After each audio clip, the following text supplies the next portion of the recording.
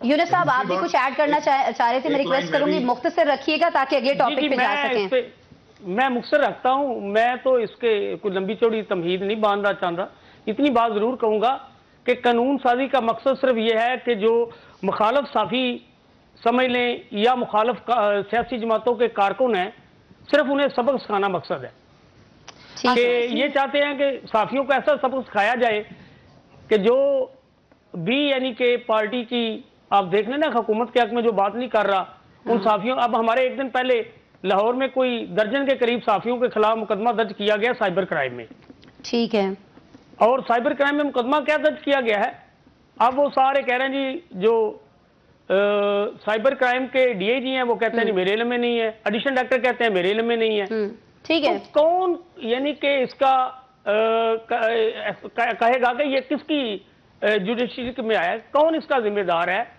तो हम बात कर रहे हैं कि आपके सामने जो चीजें मीडिया के सामने आगे बयान की जाती हैं, रोजाना आपके सामने इस्लामाबाद की सूरत देख लें, ओवरऑल पंजाब की सूरत देख लें, ओवरऑल आप चारों सूबों में देख लें, जो खबरें हुकूमत की जानिब से आ रही होती हैं, जो साफी उनकी वकालत कर रहे होते हैं, वो खबरें ठीक हैं, वो बात ठीक है, ठीक है ना। यही बात कर रहे हैं यूनुस साहब, बिल्कुल हम यही बात कर रहे हैं जी। यूनुस साहब, आप देखें कि पीटीआई का मौकफ है कि 4 दफा ये जब हमारी हुकूमत थी, अपोजिशन के लोग वहां इस्लामाबाद में एहतजाज करने आए, हमने कितने लोगों को कहा कि ऑपरेशन करके इनको यहां से भगा दें। अब आप देखें कि जिस तरह इस्लामाबाद की सूरत हाल इंटरनेशनल यूनुस साहब मैं गुजारिश करूं, देखें पीटीआई के लोगों हुकूमत में खुद फजल रहमान साहब को उन्होंने G9 में बैठने का कहा। इस हुकूमत ने भी तो कहा संजानी पे बैठ जाए, फिर बैठ जाते बंदे क्यों मरवाए? दूसरी बात यह है कि ये पीटीआई के दौर में पीएमडीए की अथॉरिटी बनाने के लिए फवाद चौधरी ने असीलें चढ़ाई हुई थी।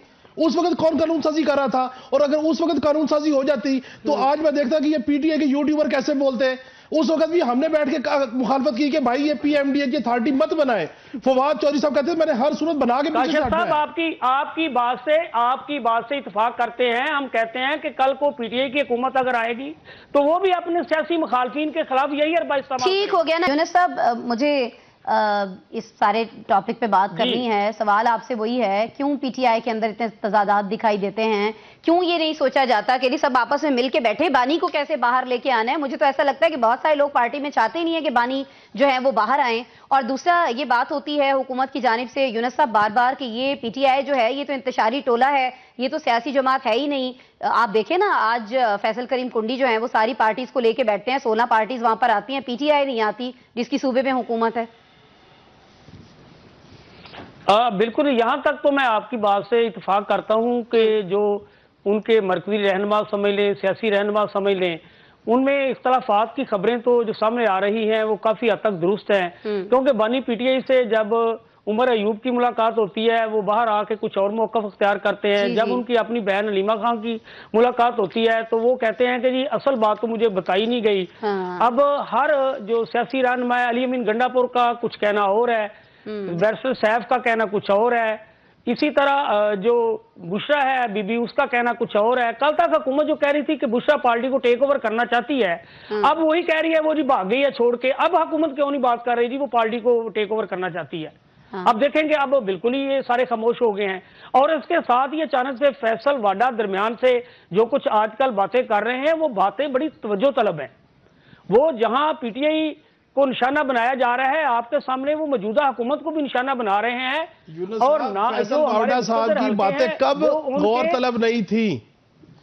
फैसल वाडा साहब की तो हमेशा बातें गौर तलब थी।